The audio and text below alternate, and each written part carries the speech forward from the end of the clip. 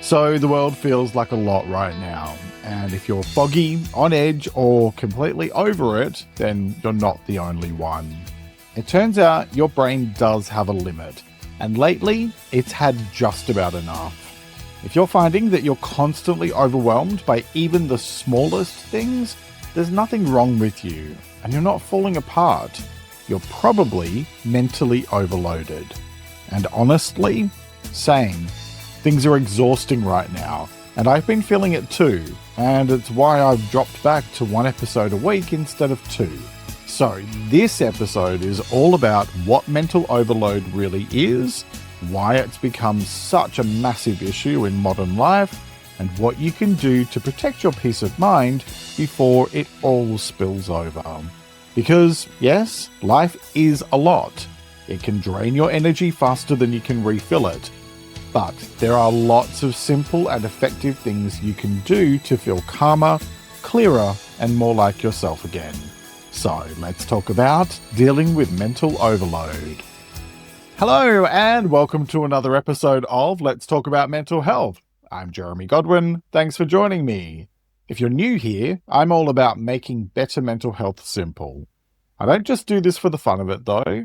I'm a counsellor and writer, but I also went through a total breakdown in 2011 that led to years of severe depression and anxiety. I struggled to find the kind of tools I really needed back then, so now I create them. I share no-nonsense, practical advice that's based on both quality research and real experience of what actually works. So, let's talk. Your brain is not a bottomless pit of energy, even if most of us might treat it like one. And with everything going on in the world lately, there's a very good reason why you might be feeling like you've been hit by a truck. Repeatedly. On a daily basis. In a world that expects us all to stay constantly connected, available, and productive, all while we're living through what are without a doubt the most chaotic times in living memory, it's no wonder that your brain probably feels overloaded, like it's running a marathon every day, all while dragging around 16 tons of emotional baggage. Now, don't get me wrong here, I'm an optimist, but I'm a realistic optimist, because like most things in life, it's about finding a healthy balance. Too much pessimism and all you see is problems and potential disasters. Too much optimism and you end up with your head in the clouds while the world around you goes to rack and ruin. The balance is about recognizing that, yes, there are a lot of issues in the world and terrible things going on, but there are also wonderful, amazing, positive things. And two things can be true at the same time. So today we're talking about how to start clearing all that mental clutter so you can begin to find greater balance in things in order to protect your peace of mind. Because when your head feels full all the time, it's your mental health that takes the hit. So consider this your reminder that it doesn't have to be like that, and that there is definitely a better way. We'll explore that shortly, but first, let's get ourselves on the same page with some definitions, and let's talk about what is mental overload. Alright, so mental overload is what happens when your brain reaches full capacity, and yet it still keeps on taking things in. It's that point where even choosing what to eat for dinner can feel like someone's asking you to solve quantum physics while juggling flaming swords. And if you've been feeling worn out or low on patience, or like your brain just won't stop spinning, well, that's not a personal flaw. It's a very real mental state. And it's one that affects your energy, your focus, your mood, and your ability to function.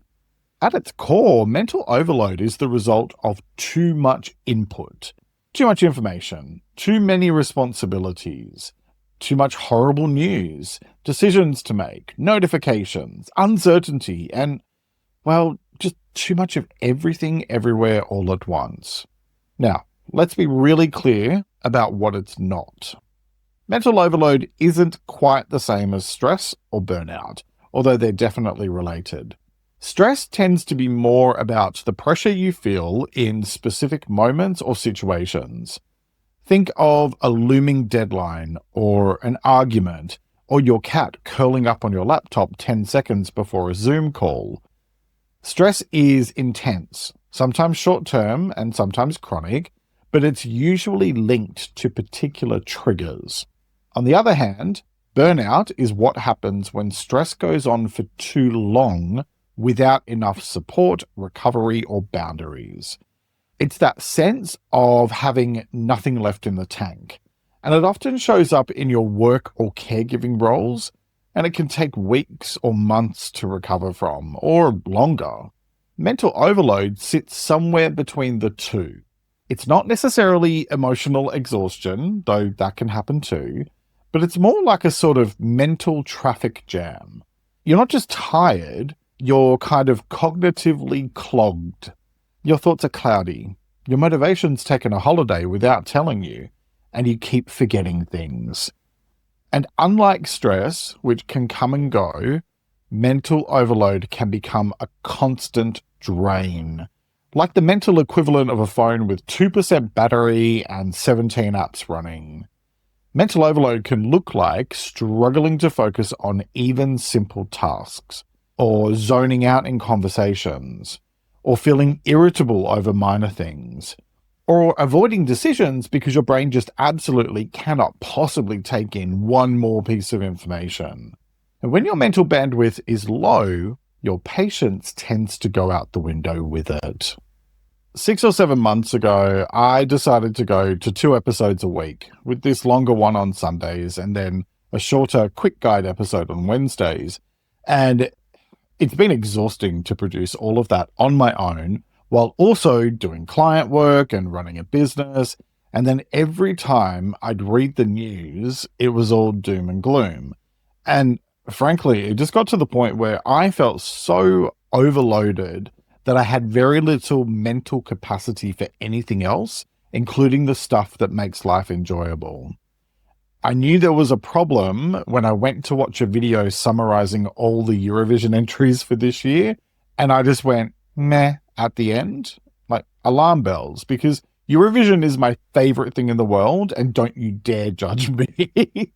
So something had to give, because I'm not going to sit here and share all these tips for better mental health and then just do the exact opposite myself.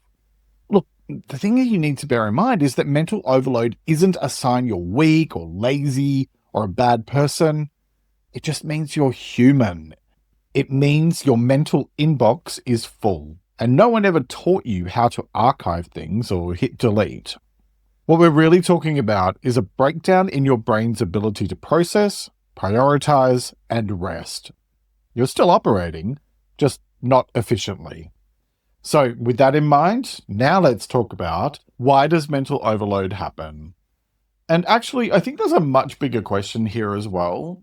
Why does it feel like we're all more mentally overloaded now than ever before? Well, to put it bluntly, because we are. Your brain is trying to function in a world it just wasn't built for. We're hardwired for simple decision-making, clear routines, and short bursts of stress followed by recovery. But life today is a relentless stream of information and noise, and demands coming at us from every direction 24 hours a day, all requiring us to make constant decisions just to function.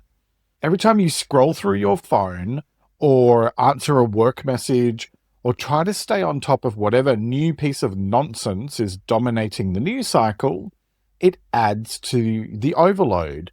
And all that while having to remember birthdays and to pretend not to compare yourself to total strangers online and make 57 decisions before 10 a.m. and still trying to be on for work or family. And we've normalized all this. We wear busyness like a badge of honor, and we call being mentally exhausted just being tired. But it's not tiredness. It's the cumulative effect of too much going in and not enough headspace to process it all. That's why mental overload has such a big impact on your mental health. When your brain is overloaded, it can't do its usual filtering. You become more reactive. You struggle to focus. You overthink. You might even start feeling anxious or low, not because something huge has happened, but because you're so mentally full that even small things start to feel overwhelming. It becomes harder to regulate your emotions because your brain is in survival mode, constantly scanning for the next demand. That creates a vicious cycle. The more overloaded you feel, the harder it is to think clearly. And the less clearly you think, the more overloaded you become. This doesn't just affect your mind, it affects your entire sense of well-being.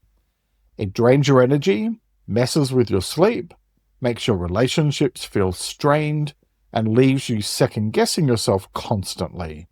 It chips away at your confidence and motivation. You might feel disconnected, even when life is technically fine. And all of that can lead to emotional exhaustion and burnout if it isn't addressed. Learning how to manage mental overload matters so much, not just for your productivity, but for your peace of mind. Because when you start creating space in your head and slowing the constant bombardment of noise, everything feels lighter. You think more clearly. You feel calmer, more in control, and more grounded in the present. It becomes easier to respond instead of react. You sleep better. You reconnect with the things that bring you joy rather than just trying to survive the day. And you start to feel more like yourself again. The version of you that's not buried under 10 layers of mental noise. It's about learning to step back, turn down the noise, and be more intentional about what and who you give your mental energy to. Because your peace of mind isn't going to magically create itself. You have to create it and protect it. So then, how do you do that? Well, let's talk through some practical ways to approach it, but first, a quick break to hear from the brands who help me create this show each week. And welcome back. Now let's talk about how to address mental overload. Okay, first, reduce your input. Stop piling more into your brain and start being intentional about what you allow into your mental space. And yes, that includes everything from news and social media to emails, podcasts, and even background noise, right through to the people you let have access to you. Be honest with yourself about how much these things drain your energy and focus, and choose to make your peace of mind your top priority. And remember, what you feed your mind matters. So if you're exposed to stress, drama, or nonsense, your brain will absorb it. So that leads to my next point. Be intentional about what you take in. So it's not just about doing less. It's also about making smarter choices. If your news feed is a daily buffet of disasters, chaos, and opinions that leave you feeling more anxious than informed, then it's time to take control of what you're allowing into your mental space. Not all information is created equal.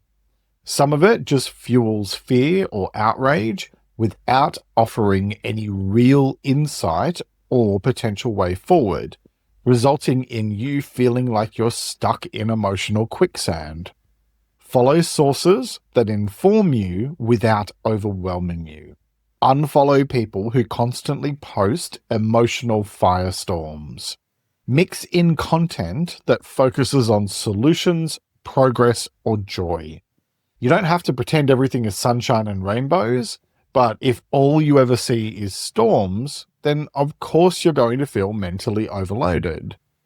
It's about finding a healthy balance and being intentional instead of just letting the world shout at you, especially since most of the people shouting have their own agenda when they do. Okay, next, anchor yourself in what you can control.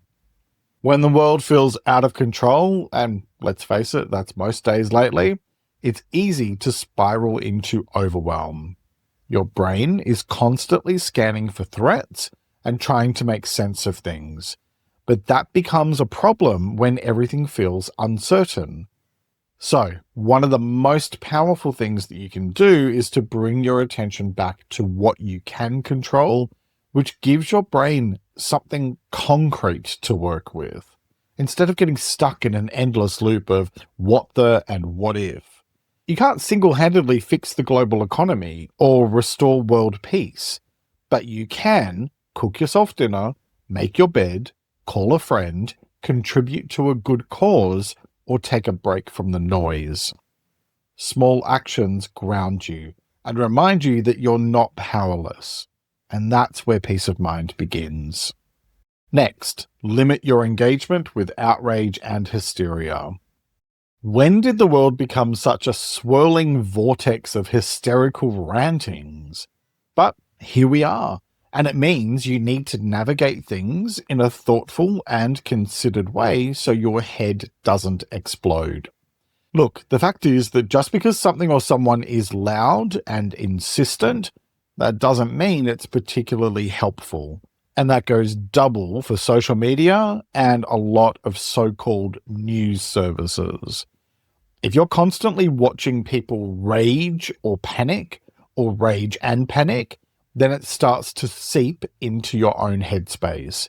And that matters, because even if you're just scrolling, your nervous system can't always tell the difference between observing chaos and being in chaos.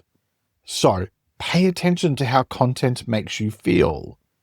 If someone or something consistently leaves you feeling stressed, angry, or like the world's on fire and there's no hope, it's okay to take a break. In fact, it's highly recommended. MUB, mute, unfollow, block. You don't need to consume trauma just to prove that you care. Protect your peace. The world will still be there when you come back. Okay, next, set clear mental boundaries. Your brain needs boundaries. I mean, you shouldn't treat it like a battery hen, but neither do you want to let it go free range, because I can guarantee you it'll run amok and make a mess everywhere. Mental boundaries are about protecting your attention, and they're just as important as physical ones. Turn off work notifications after hours.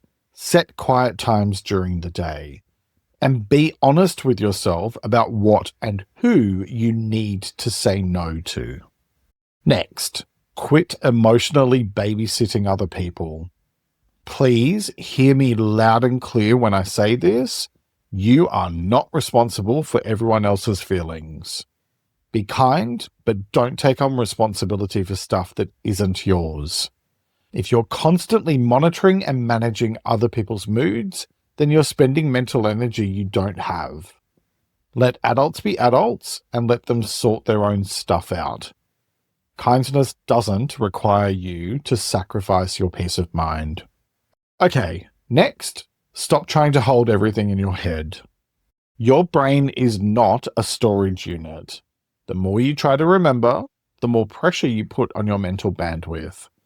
Use lists, reminders, or voice notes to offload what you're holding. Getting your thoughts out of your head creates instant clarity, and it frees you up to focus on what really matters. Next, create a regular mental reset routine. Mental overload builds gradually, so it makes sense to have a daily practice for clearing it out. You wouldn't leave dirty dishes to pile up forever, hopefully. So don't do it with your thoughts. A simple 5-minute reset, whether that's a mindful walk, a quiet pause, or a brain dump in your journal, helps your brain to decompress and lets you catch your breath instead of just forcing yourself to go all day long, because that leads to stress. And that leads to my next point: build micro breaks into your day. Your brain wasn't built to be on all the time, so please stop forcing it to be. Taking a brief pause every hour or so can help you to reset and refocus. Step outside, stretch, make a cup of tea, or just look out the window without doing anything else. It sounds simple, but these tiny breaks give your nervous system a chance to reset and recalibrate, and they go a very long way towards helping you to manage mental overload. Next, schedule time for yourself. Most of us tend to fill our calendars to the brim and then wonder why we're exhausted. But intentionally including clear space, time with nothing scheduled, gives your brain the downtime it needs to process and reset. Block out small gaps in your week and protect them fiercely. That space isn't wasted time, it's necessary recovery time. Okay, next, be intentional with what you say yes to and what you don't. Every yes is a commitment of your time, energy, and attention. If you're always agreeing to things out of guilt or obligation, your mental capacity will disappear pretty quickly.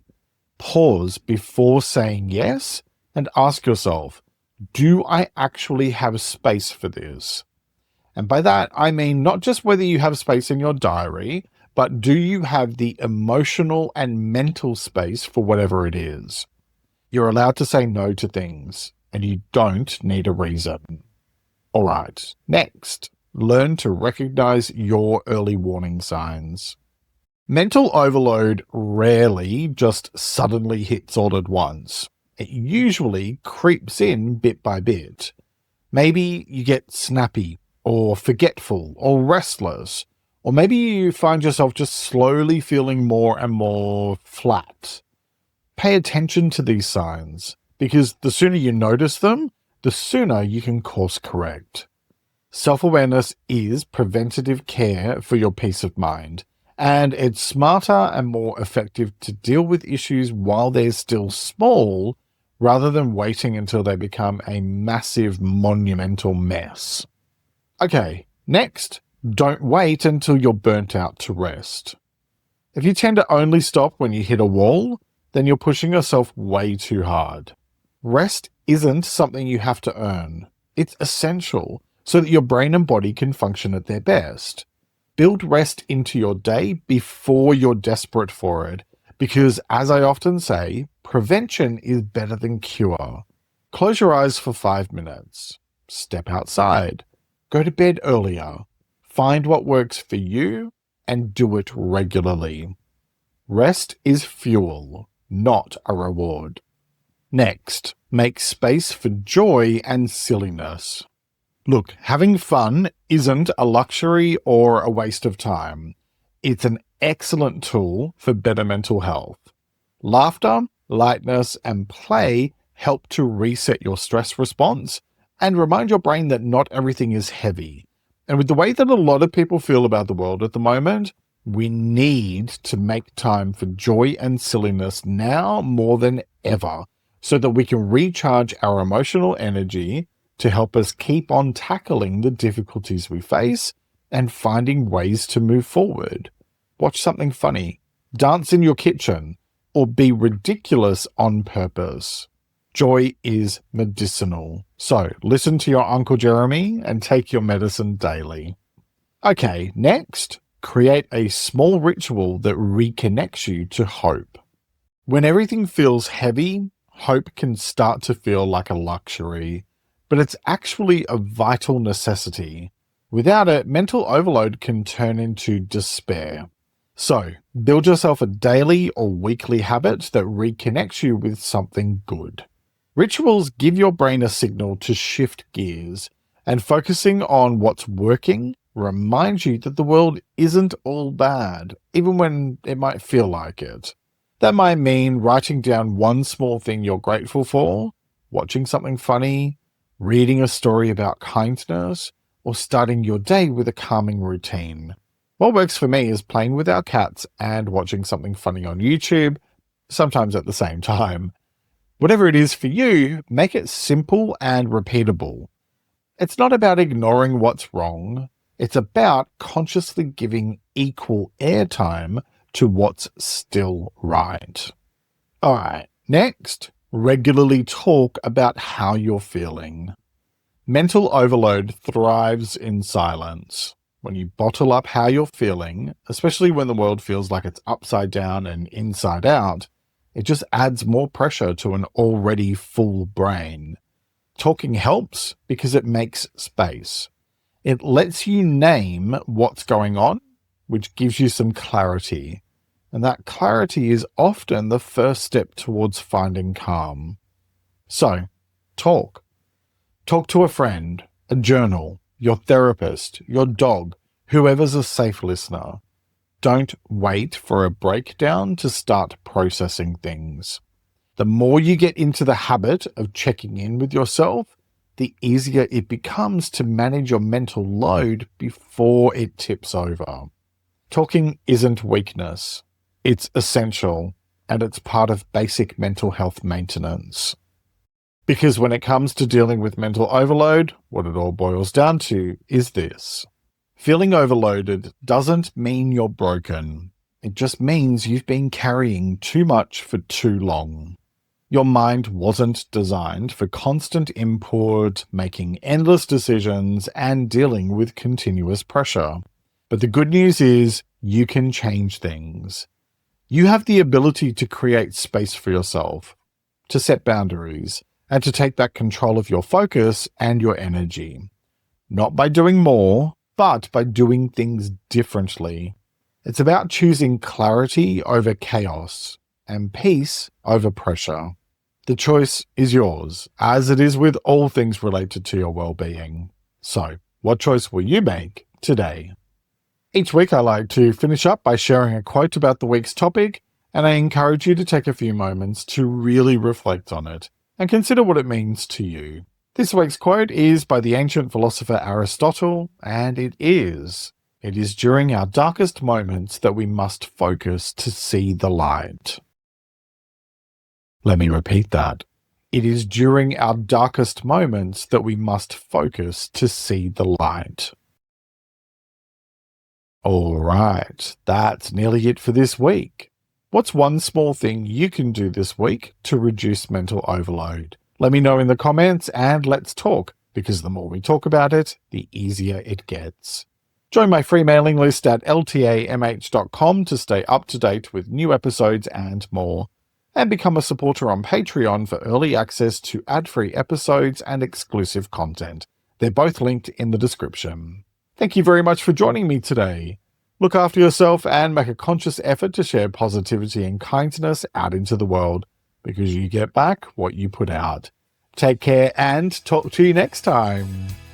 You might find my recent episode about managing stress helpful, so check it out next. It's linked in the episode description. Next week I'll be talking about how to deal with anxiety. Follow or subscribe so you never miss an episode, and have a great week. Let's Talk About Mental Health is an independent program. Discover more at ltamh.com.